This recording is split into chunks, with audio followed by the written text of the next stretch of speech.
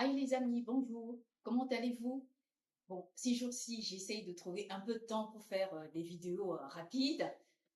Certes, j'ai pas beaucoup de temps, moi, pour faire des vidéos comme avant, mais j'essaie quand même de trouver les moyens d'être la plus pertinente possible pour, euh, pour expliquer les raisons pour lesquelles très souvent je vous interpelle. Je vais interpeller ici la plupart des chefs d'entreprise africains et des chefs d'entreprise africaines, des hommes et des femmes. Vous savez, quand vous regardez les grandes firmes internationales, nous allons interpeller LVMH, nous allons interpeller le groupe L'Oréal, nous allons interpeller McDonald's, KFC, King Burger, des grands groupes tels que ceux que vous connaissez. Là, genre Carrefour, Leclerc, je vois pas d'autres groupes. Et interpellant les entreprises africaines qui ont su euh, lutter pour la sauvegarde de leurs entreprises, pour leur évolution et surtout pour leur fondation. Parce que je ne sais pas si les chefs et les chefs euh, d'entreprises africaines sont au courant. Ce qui fait pérenniser une société, la vie d'une société, en effet, c'est sa notoriété. Je vous explique. Je travaille en tant que consultante dans une entreprise aujourd'hui qui existe depuis des années. Aujourd'hui, je n'ai pas un retour, je vais dire positif, ce qui veut dire quoi? Que je devrais normalement constater que à peu près 3 clients ou 4 clients, voire 5 clients sur 10 sont des clients qui sont recommandés. Or, aujourd'hui, 4 années après l'existence d'une entreprise, on est dans l'obligation de reconstruire une nouvelle clientèle en soi pour créer une politique de pérennisation, ce qui fait que c'est un travail très lourd parce que c'est une consultation de fond. Et quand on arrive sur des terrains, des failles de la politique des sociétés en Afrique, on rencontre des problèmes majeurs. Ce que je vous l'ai dit, moi, sur ce document que j'ai fait très rapidement, c'est que les chefs et les chefs d'État africains, pardon, les chefs et les chefs d'entreprise africains doivent inciter leurs entreprises à la conscientisation professionnelle. Ça veut dire quoi? Au sein d'une entreprise dans laquelle les personnes sont conscientes, elles travaillent comme il se devrait. C'est-à-dire, elles travaillent pour une entreprise comme pour elles-mêmes. Mais du moment où, dans les entreprises, il y a des employés qui viennent parce que juste gagner leur vie, sans conscience professionnelle, je vous rassure que oubliez la pérennisation de votre entreprise, oubliez sa notoriété parce qu'elle ne se construira pas dans l'inconscience professionnelle. Il faut absolument que les chefs d'entreprise et les chefs d'entreprise africains, africaines se lèvent pour lutter pour la conscientisation professionnelle qui est un acte de foi pour l'entreprise dans laquelle l'on travaille, parce que sans cela, on peut y arriver. Et croyez-moi que si vous voulez construire votre notoriété professionnelle, si vous avez une employée ou un employé qui ne considère pas votre société comme la sienne, vous n'allez nulle part. Parce que la notoriété d'une entreprise se construit, comme vous savez, non seulement sur sa position financière sur le marché global ou national ou international, mais encore sur la qualité du travail interne qui est généré par tous les secteurs d'activité ou encore par tous les métiers qui sont pratiqués au sein de la structure sociétale pour la faire avancer. Et sincèrement, je vais encore aller au-delà. Je vais vous interpeller à lutter pour la notoriété et la pérennisation de vos entreprises en refusant la différenciation tarifaire qui, pour certains chefs d'entreprise, une forme surtout en Afrique, une forme de sauvegarde salariale qui leur permet de se dire, oui, bon, tu te fais un peu d'argent avec les clients, mais moi, bah, tant que je gagne, je gagne. Mais vous trompez. Je vous le jure, je vous invite à regarder les entreprises dans lesquelles la différenciation tarifaire est pratiquée.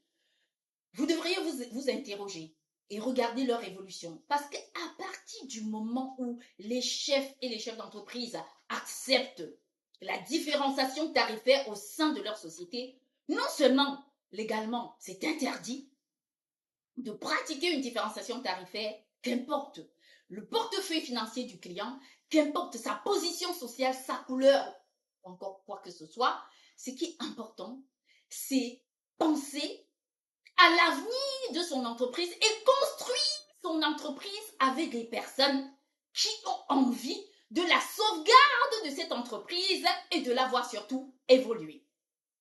Je vais vous dire, la différenciation tarifaire est un acte par lequel une employée ou un employé insulte vos clients, certains de vos clients. Je vais expliquer une chose qui est très importante. La construction des plus grandes sociétés dans le monde entier, dont je viens de vous citer, n'ont pas été axées, faites sur la différenciation tarifaire. Mais non. Elles ont été pratiquées sur un travail quotidien et acharné par des personnes qui voulaient l'évolution de ces entreprises-là. Et croyez-moi que je viendrai encore à vous le dire, à vous signifier cela, non pas dans une vidéo longue, mais pour vous dire de vous réveiller et de construire les firmes. Parce que non seulement vous savez que la différenciation tarifaire est une pratique absurde que Dieu lui-même condamne, car dans la Bible, dans le livre de Lévitique, Dieu dit, vous devriez avoir une balance juste, un poids juste, une mesure juste. Vous ne devez jamais tromper de balance. Ça veut dire quoi? Si vous êtes sur un marché, par exemple, vous vendez quelque chose sur une balance. Si vous trichez sur la balance, c'est que vous n'avez pas affaire à votre client. C'est que vous avez provoqué Dieu directement. Et c'est écrit dans le livre des Lévitiques. Si vous voulez, je vous invite à aller dans le livre des Lévitiques pour lire. Et vous découvrirez. Vous savez, lorsque j'insiste sur la différenciation tarifaire, sur le refus de la pratique de la différenciation tarifaire, qui pour certaines chefs d'entreprise se disent, ah oui, non, mais c'est une façon pour ne pas payer. Mais croyez-moi, regardez le nombre de clients qui reviennent. Il y en a très peu. Vous n'arrivez pas à fidéliser vos clientèles parce que les clients ne sont pas dupes. Les clients sont comme vous-même. Les clients vous ressemblent. Parce que, je vous donne une raison qui est très très simple. C'est que quand vous faites quand vous pratiquez la différenciation tarifaire, à un moment donné, vos clients se sentent abusés. Et là, il est impossible de les fidéliser. Et croyez-moi que vous pouvez me dire le contraire. Vous pouvez m'expliquer ce dont vous en avez envie. Ça, je peux vous dire que c'est la vérité. J'ai travaillé pour une grande entreprise qui est aujourd'hui cotée en bourse. À l'époque, quand j'avais commencé à travailler pour elle, elle n'était pas cotée en bourse du tout. Mais cette entreprise est arrivée sur le marché de l'ameublement. Savez-vous ce qu'elle a fait? Elle a décidé de pratiquer un prix pour tout le monde. Tout son succès, son facteur clé de positionnement sur le marché, c'était celui-là. Un prix pour tous. On ne discute pas les prix. Vous entrez ici pour acheter, vous achetez. Vous ne voulez pas acheter au prix, ce n'est pas très grave. Bien sûr qu'il arrivait quelquefois où, quand un client avait des produits d'un certain prix, on pouvait faire un geste commercial, mais qui ne dépassait même pas allez, un pourcentage, moins que 10%. Vous voyez ce que je veux dire? C'est exactement ce que je vous explique. Et c'est ultra important de sauvegarder cette force de management pour réussir à instaurer cela dans une entreprise, qu'on le veuille pas, parce qu'on ne peut pas déroger. Parce que la plupart du temps, quand vous acceptez la différenciation tarifaire, vous faites croire aux gens que vous, en fait, cultivez le culte même de la différenciation tarifaire quand ça concerne vos membres de famille. Parce que c'est vrai, quand un client ou une cliente vient chez vous, vous ne le connaissez pas, vous ne la connaissez pas. Ben bien, c'est bien. C'est un étranger ou une étrangère, à partir de là, vous pratiquez la différenciation tarifaire. Mais quand votre frère ou votre soeur ou encore un membre de votre famille ou un de vos proches ou encore un de vos collègues, peu importe, seront ailleurs, en réalité, arrivé à cet endroit-là, cette personne subit aussi la différenciation tarifaire. Quand vous apprenez cela, vous n'êtes pas content. Et pourtant, vous êtes les premières à pratiquer la différenciation tarifaire dans vos propres entreprises. C'est pour ça que, voyez-vous, je vous appelle à cette réalité. À cette réalité qui est liée non seulement à l'identité de votre entreprise, à la notoriété de vos entreprises, à la pérennisation de vos activités, de lutter grandement, hautement contre toutes ces failles qui détruisent les socles même des grandes entreprises. On me dit souvent que c'est impossible. Mais si une personne n'avait pas commencé, elle ne devait jamais y arriver. C'est parce qu'il y a eu des gens qui ont refusé la fatalité au sein même de leurs entreprises, qui sont parvenus à gagner ce combat. Non seulement un combat qui devait être gagné pour leur propre nom et leur propre notoriété, mais encore pour une justice de l'équité sociale qui permet à n'importe quel client, à n'importe quelle cliente d'être traité exactement de la même façon. Parce que sans cela, on ne peut se considérer comme chef d'entreprise. On se considère là, en ce moment-là, comme étant une personne qui fait la culture du vol. La différenciation tarifaire est un vol jusqu'à preuve du contraire. C'est interdit de la pratiquer. Et aux endroits où je fais la consultation, je l'interdis formellement. Je vous explique. La différenciation tarifaire est devenue le culte même de la destruction, de la décimation des sociétés en Afrique. Vous avez presque l'impression qu'il y a des gens qui sont payés pour venir au sein de vos entreprises provoquer la différenciation tarifaire, pour chasser vos clients, pour détruire votre notoriété et vous empêcher d'évoluer. Parce que quoi? Parce que pourquoi un employé ou une employée devrait venir au sein de votre entreprise pratiquer la différenciation tarifaire? Pourquoi? Vous ne pouvez pas fixer des tarifs plus hauts pour que cet argent vous revienne? La politique de la fixation des prix, c'est une politique qui est décidée par rapport à des raisons qui sont très valables. Coût d'achat, production, ainsi de suite, ceux que je ne dois pas forcément citer ici parce que vous les connaissez. Donc, lorsque l'on pratique la différenciation tarifaire dans une entreprise, on peut se dire, ah oui, je vends un peu plus cher et je gagne. Refusez cela. Parce que les clients le ressentent. Je ne sais pas vous, mais moi, quand j'entre dans une entreprise dans laquelle on se moque de moi, je sens tout de suite qu'on est en train de se moquer de moi. Et croyez-moi que, sincèrement, n'acceptez pas cela. Parce qu'à un moment donné dans vos vies, il faut savoir que vous ne montez pas une entreprise.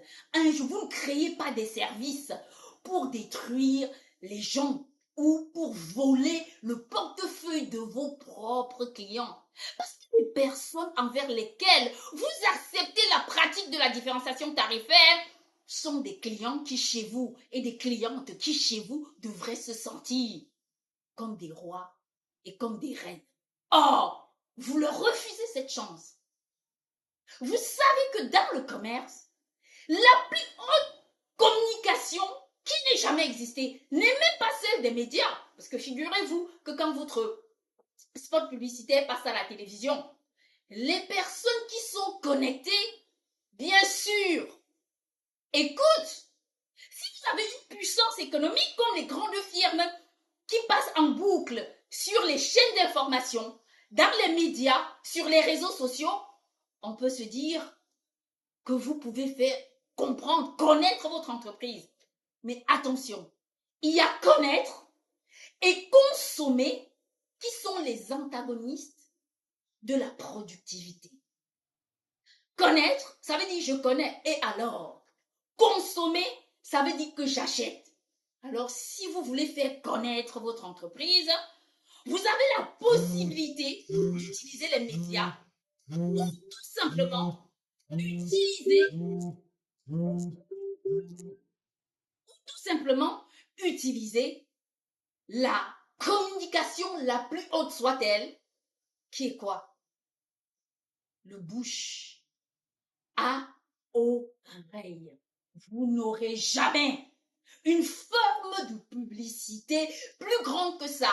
Et pour construire du bouche à oreille, c'est-à-dire que là, c'est fait connaître votre entreprise, qu'est-ce qu'il faut faire?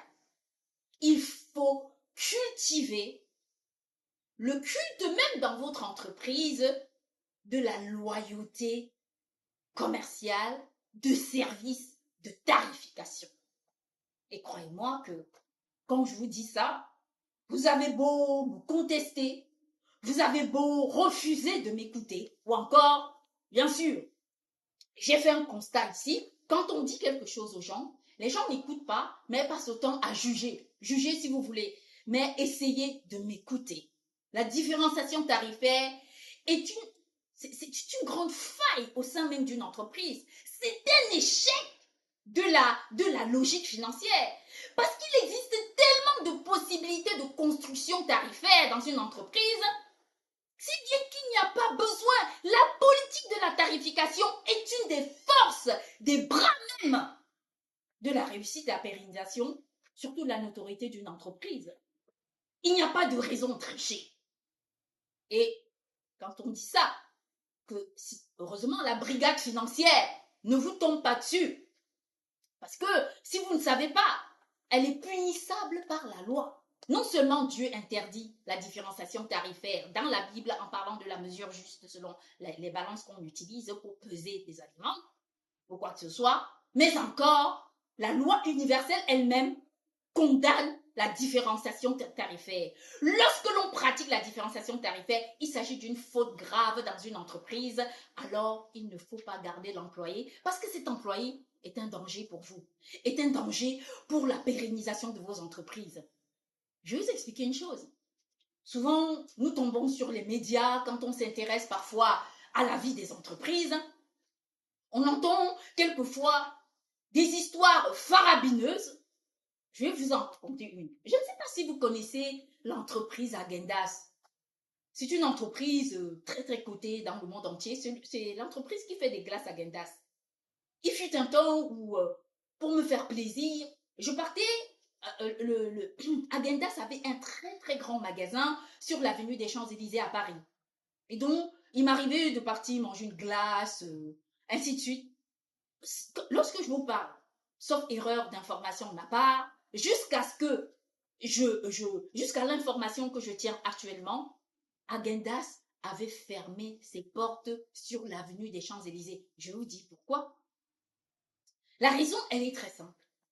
Elle ne va même pas au-delà d'une logique commerciale ou encore d'une affaire de management. Non, mais simplement d'une politique interne sur la conscientisation professionnelle qui n'a pas permis à son collectif d'employés de maintenir une équipe consciente qui ne pense pas que le porte-monnaie de l'entreprise, la trésorerie de l'entreprise doit finir dans les poches des employés qui sont payés pour travailler et non pas payés pour être volés.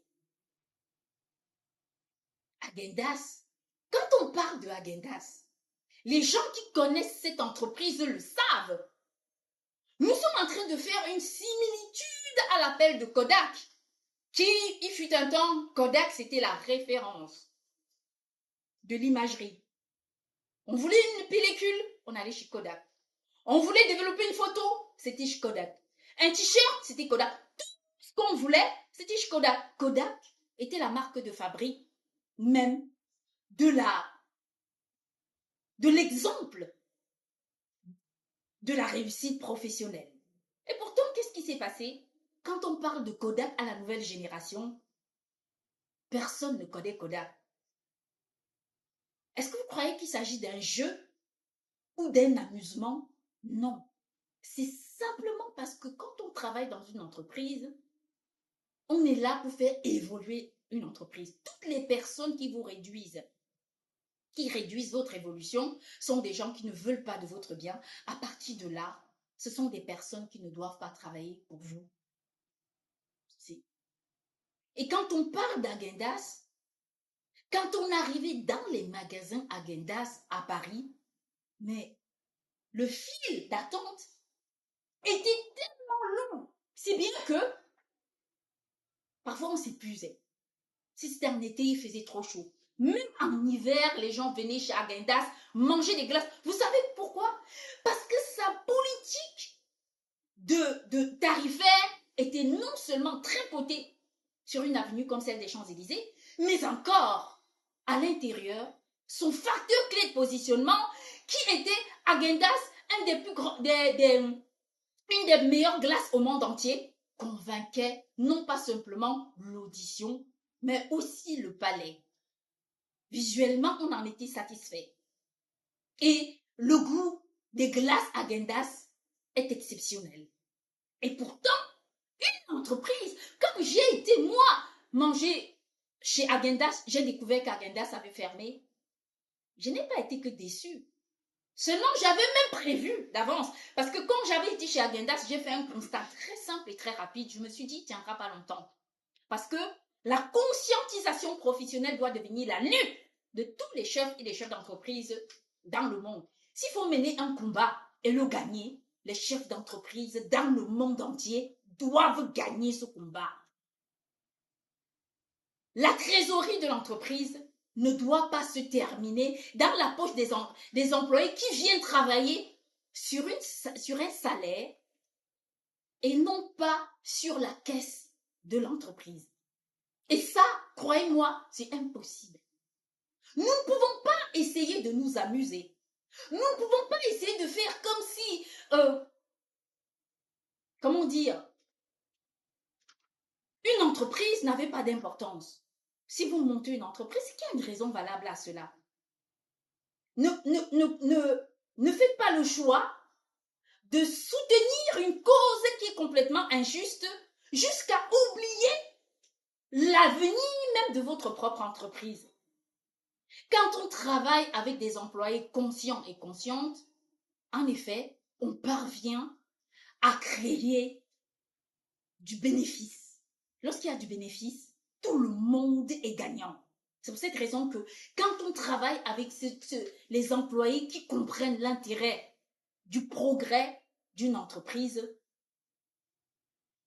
ce sont des personnes qui accèdent à des postes, à une évolution au sein même de la société. Mais pour ça, il faut que la société évolue. McDonald's n'a pas commencé avec une entreprise. Il y a eu des gens dévoués qui ont développé McDonald's. Prenons le cas de Coca-Cola. Coca-Cola, quand on écoute, quand on lit l'histoire de Coca-Cola, on a presque l'impression que c'est une histoire, c'est un conte qui se raconte et qui se conte. Et pourtant, c'est une histoire qui est vraie. Nous passons partout dans les rues, on entend Guinness, Guinness, Guinness is good for you. C'est vrai. Mais Guinness, je ne sais pas si vous connaissez l'histoire de Guinness. Guinness a une histoire juste inimaginable. Et pourtant, son histoire est réelle. Mais pourquoi toutes ces grandes firmes se construisent au sein du monde entier? Parce qu'il y a eu des personnes qui étaient non seulement passionnées, mais qui avaient envie de voir évoluer ces entreprises.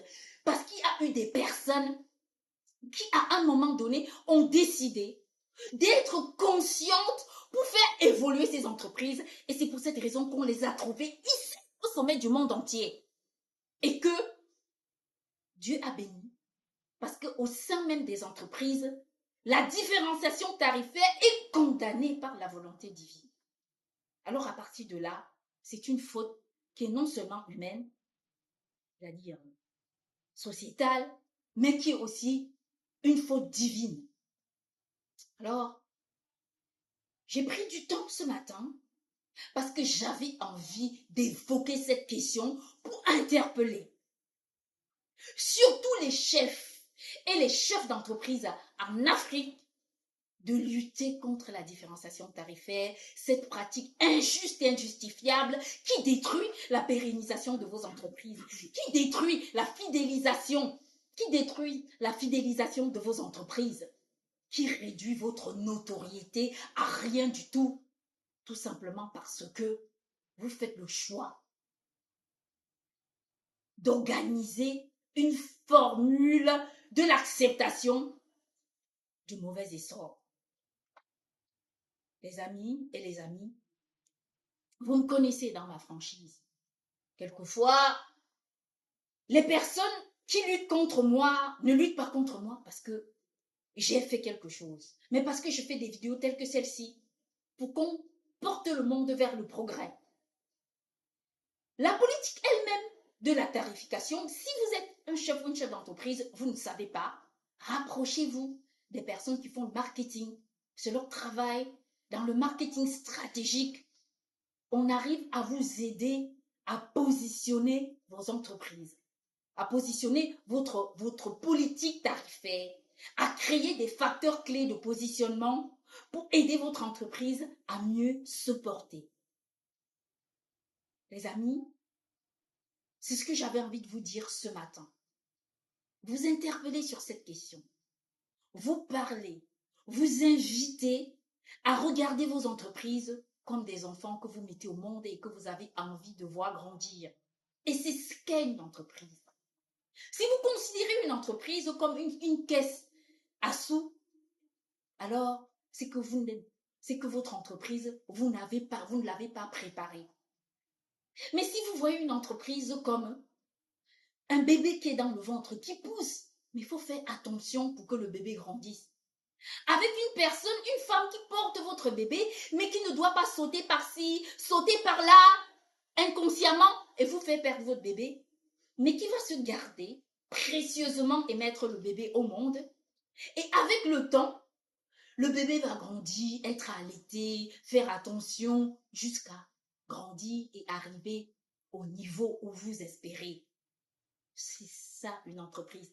Tant que vous ne la considérez pas comme ça, croyez-moi, si vous considérez une entreprise comme un espace du holé, holé, holé, holé, holé, holé, chacun fait ce qu'il veut, c'est que les amis, vous n'avez rien compris du tout.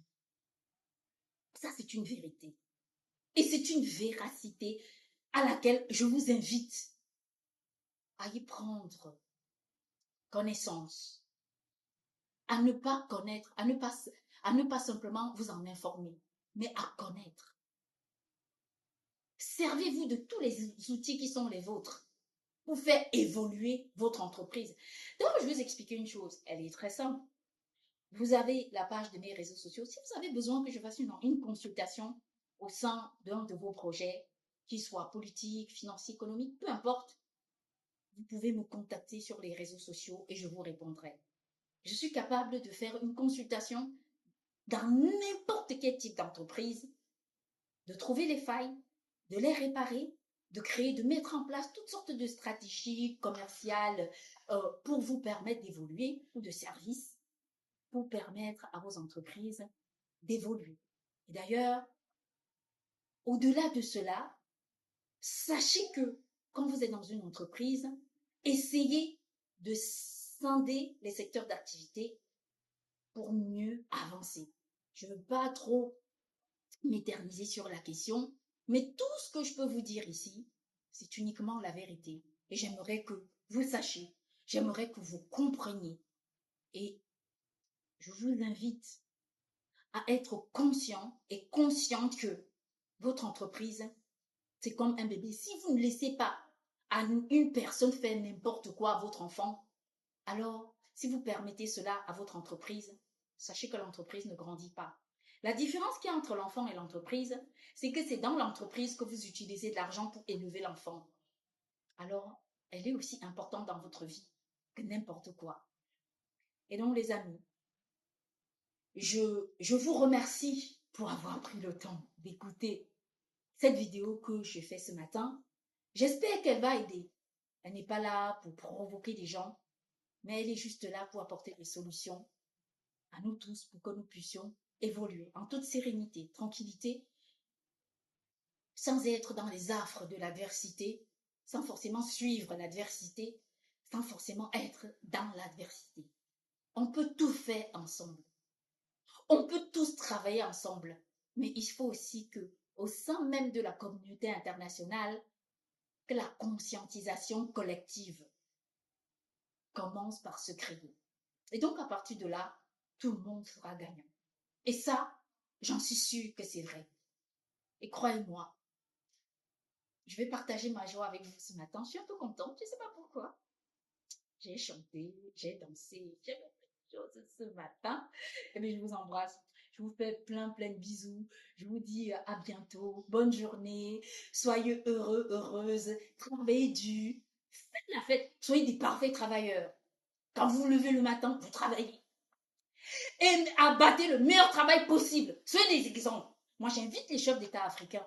Repliez les manches. Montrez à vos entreprises, à vos employés que vous êtes capables. Connaissez vos secteurs d'activité. Travaillez. Si vous ne savez pas, il y a un secteur d'activité qui vous échappe, faites des formations pour vous mettre à jour et pour parvenir à être les meilleurs. Et ça, je crois et j'ai la ferme conviction que vous pouvez y arriver. Je vous embrasse tous.